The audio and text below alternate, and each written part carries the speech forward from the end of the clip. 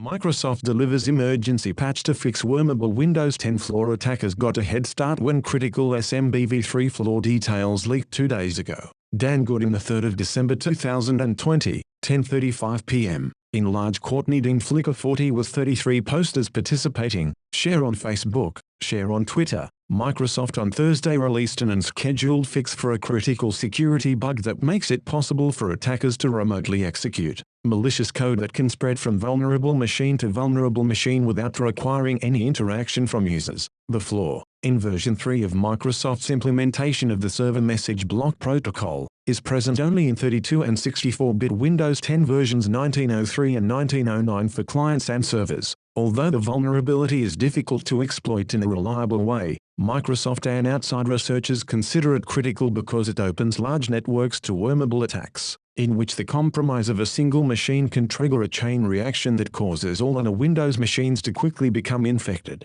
That's the scenario that played on with the WannaCry and NotPetya in 2017. In a bulletin accompanying Thursday's patch, Microsoft said it has no evidence the flaw is being actively exploited, but the company went on to label the bug as exploitation more likely. That designation means malicious actors will probably develop and use exploits in the future. Microsoft officials wrote, a remote code execution vulnerability exists in the way that the Microsoft Server Message Block 3.1.1 SMBv3 protocol handles certain requests. An attacker who successfully exploited the vulnerability could gain the ability to execute code on the target server or client. To exploit the vulnerability against a server, an unauthenticated attacker could send a specially crafted packet to a targeted SMBv3 server. To exploit the vulnerability against a client, an unauthenticated attacker would need to configure a malicious SMBv3 server and convince a user to connect to it. The security update addresses the vulnerability by correcting how the SMBv3 protocol handles these specially crafted requests.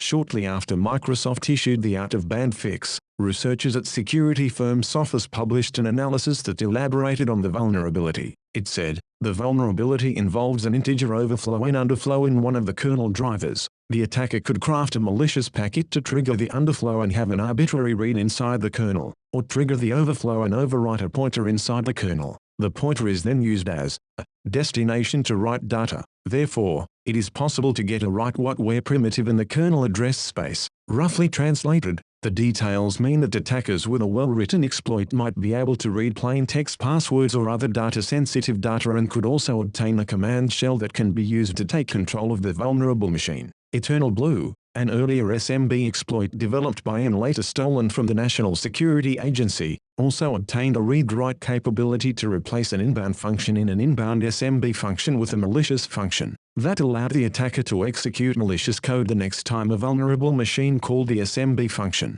Multiple ways to exploit the Sophos write-up said malicious hackers could use the exploit in at least 3 scenarios. Scenario 1. The attacker targets a machine sharing files. If a user or administrator has changed default settings to open port 445 or disabled a Windows firewall, or if the machine belongs to a Windows domain, the machine is open to a remote form of attack that allows attackers to take control. It goes without saying that any unpatched system with the vulnerable SMB port open to the public internet could become a target of opportunity for a worm-like outbreak. Similar to WannaCry, members of the Sophos Labs offensive security team wrote in Thursday's blog post, the mitigating factor is that it requires an attacker with a state-of-the-art exploit that could bypass all the security mitigation Microsoft has built into Windows 10 and that the target has port 445/TCP open for incoming connections. Scenario 2. An attacker tricks a user into connecting to a malicious server. Attackers could use spam messages that contain links that, when clicked,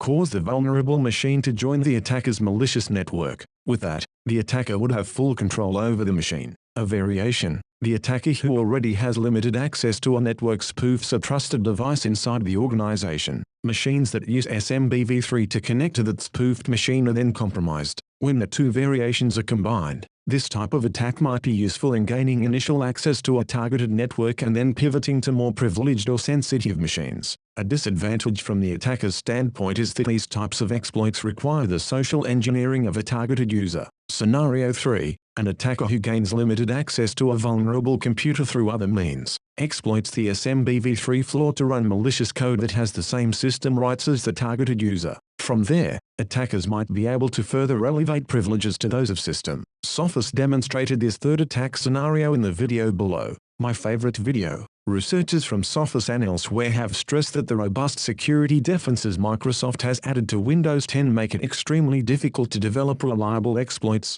Those defenses are likely to cause many targeted machines to crash and thereby tip off users or administrators that an attempted attack is underway. These mitigations don't mean that the SMBv3 vulnerability isn't likely to be maliciously exploited. The ability to reverse engineer Thursday's patch, combined with the high-stakes consequences of successfully exploiting the flaw, will likely prompt highly skilled attackers to develop attacks. Anyone using a Windows 10 machine, particularly those who share printers, files, or resources over any kind of networks, should install the patch as soon as practicable. For those unable to install patches right away, less effective mitigations are to 1. Disable SMB compression and 2. Block port 445 to the outside internet. This latter step is something security experts have long considered vital anyway. Another possible mitigation is to block port 445 inside a local network, but Sophos warned that measure comes at a cost. TCP port 445 is not only used by SMB, but by some other vital components of a Windows domain. The only way to mitigate the vulnerability is to patch. Thursday's post explained.